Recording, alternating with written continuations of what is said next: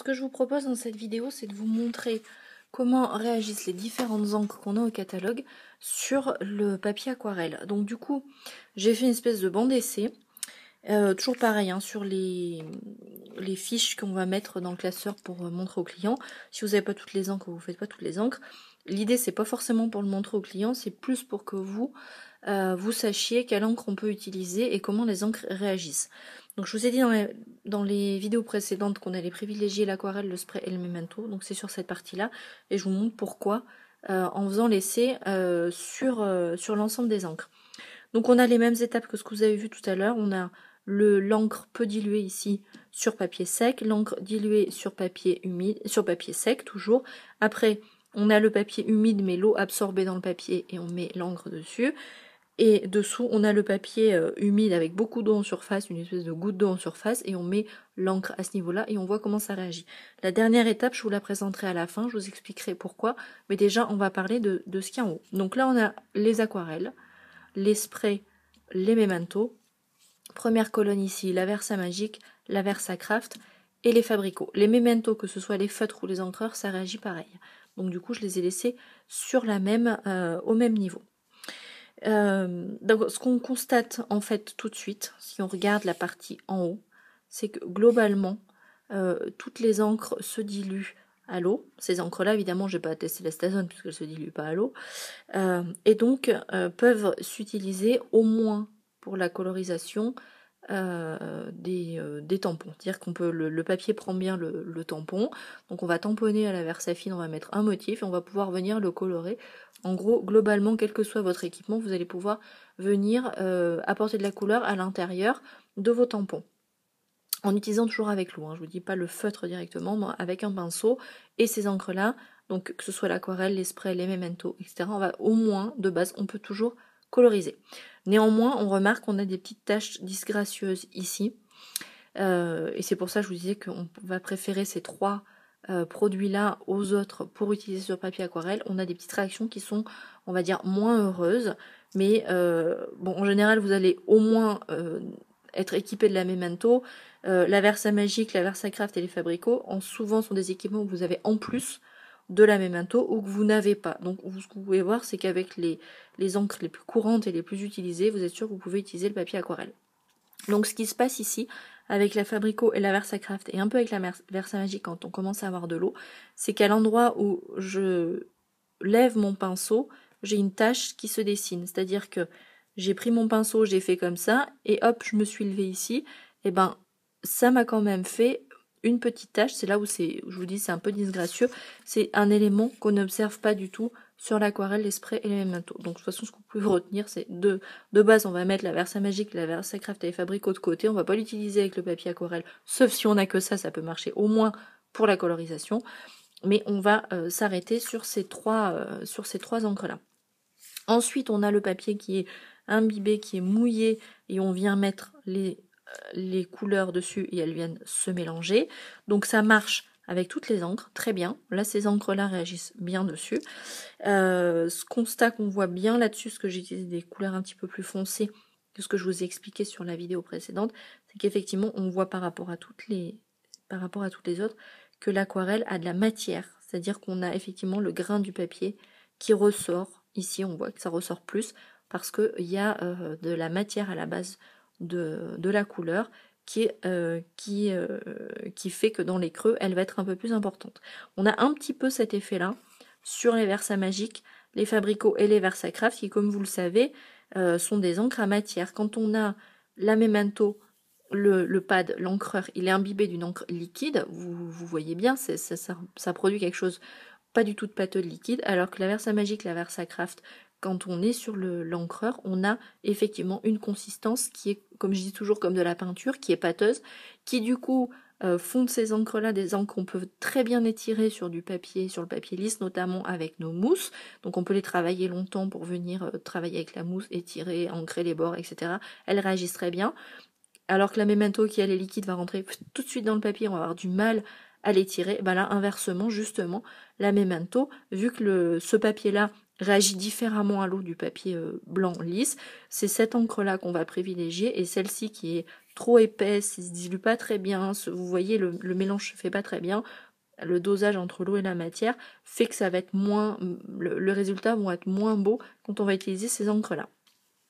Et après avec la goutte d'eau, bah pareil, on obtient toujours la même chose, on voit toujours ces petits, voilà, des réactions un petit peu particulières là-dessus, qui fait qu'on privilégie pas du tout ces encres là, et au contraire, que ce soit l'aquarelle, l'esprit ou la memento, on a un résultat qui est vraiment très chouette. Et en fonction du résultat qu'on veut obtenir, si on veut avoir de la matière qui ressort, effectivement, on va aller sur l'aquarelle. Et si on veut avoir des éléments qui sont beaucoup plus fondus, beaucoup plus diffus, on va aller sur le prêle memento, parce qu'en fait, c'est des compositions assez proches. Hein, c'est pas de la matière, c'est comme des cartouches d'encre. Hein, c'est que de la couleur en liquide. La dernière ligne là est intéressante pour des techniques qu'on verra plus tard, ou même pour l'aquarelle. J'ai testé ce qu'on appelle l'ouverture de blanc en aquarelle, c'est-à-dire que on met la couleur et après, au lieu de venir sur le papier avec de la couleur, on va venir sur le papier avec le pinceau rempli d'eau, que de l'eau. Et quand on va passer le pinceau dessus, l'eau va chasser la couleur et on a une ouverture de blanc. On a du blanc, des traits blancs qui s'ouvrent à l'intérieur de la couleur. Donc quand la première ligne c'est fait alors que la tâche est encore humide, la deuxième ligne est faite alors que la tâche est déjà sèche. Ce qu'on voit tout de suite, c'est qu'on ne pourra pas du tout jouer sur ces encres-là. Une fois que l'encre va être absorbée, il ne se passe rien.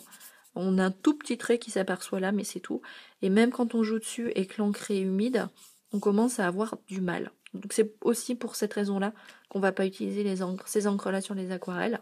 On va utiliser celle-ci parce que là, on a une très très belle et très très bonne réaction à cette ouverture de blanc. Donc effectivement, quand c'est humide, alors les traits ne sont pas tout à fait pareils parce que je ne l'ai pas fait exactement au même degré d'humidité, mais quand c'est humide, on n'a aucun problème, on arrive à écarter la couleur et retrouver du blanc.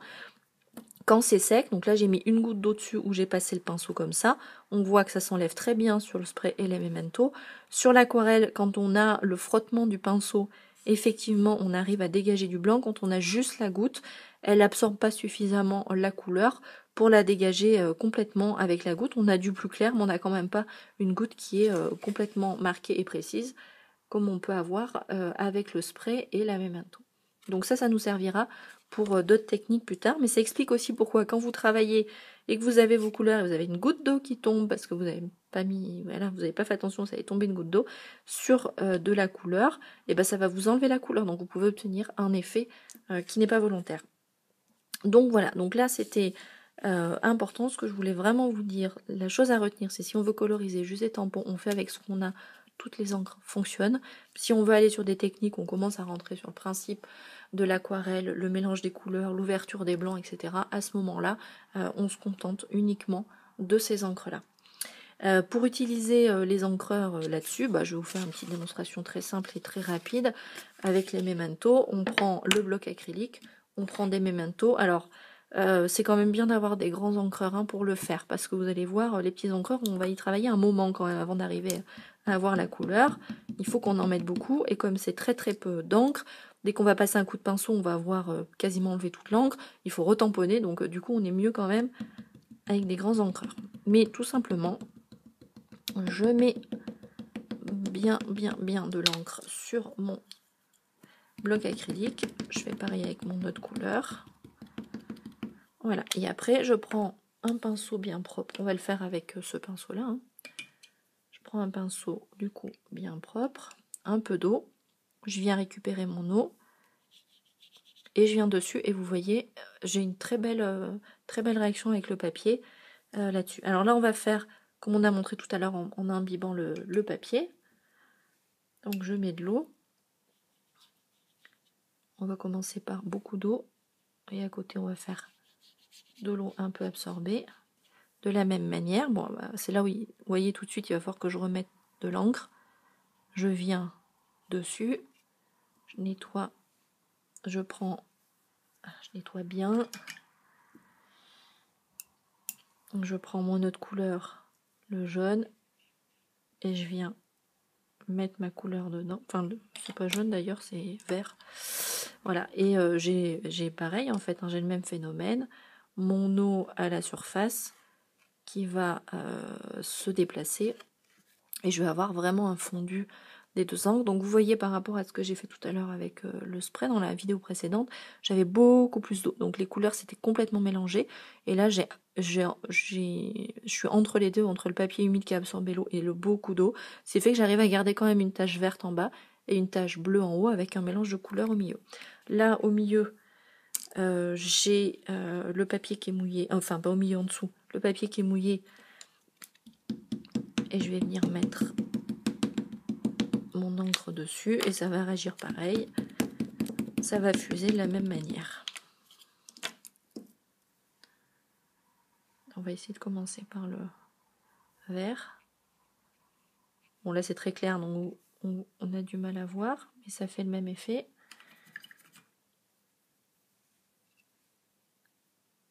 Alors quand on fait ça, on essaie de travailler avec une encre quand même assez diluée, avec pas mal d'eau.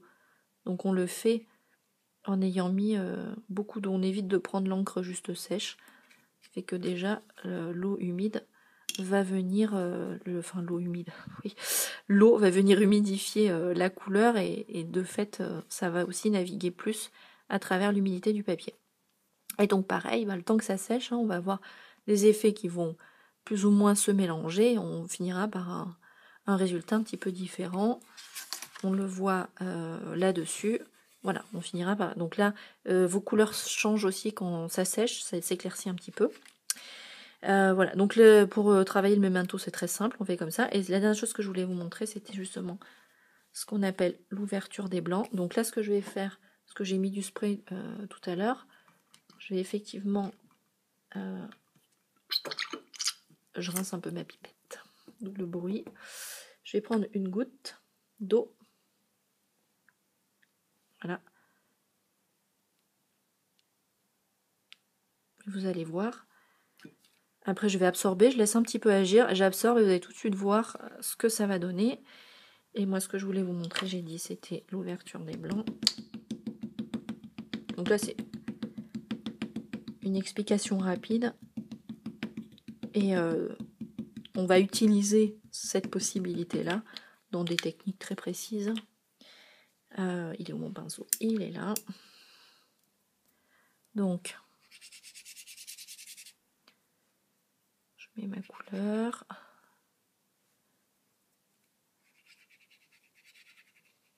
Alors, suivant l'effet que je veux avoir, si je veux avoir une grosse ouverture de blanc ou quelque chose de plus précis, je laisse plus ou moins sécher.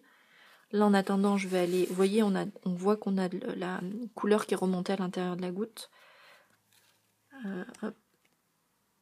Voilà. Hop, si je me mets à la lumière, là, on voit bien. Voilà. Et maintenant, je vais absorber. Et, au miracle, ça m'a enlevé complètement la couleur. Donc, on peut aussi travailler comme ça. Et donc, on peut travailler en mettant de l'eau dessus. On attend ça absorbe et on enlève. Ou on peut travailler avec le pinceau. Par exemple, il est où?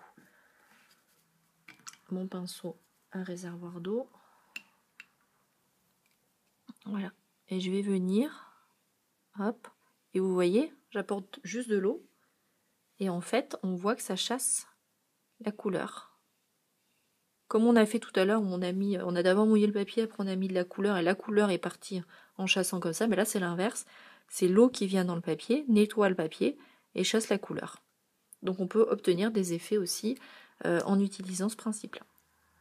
Donc voilà, d'où l'intérêt, je vous dis, si vous voulez aller plus loin dans l'utilisation du papier aquarelle, d'utiliser soit l'aquarelle, soit les sprays, soit les mementos. Si vous avez les trois, vous pouvez faire votre petit échantillonnier comme ceci.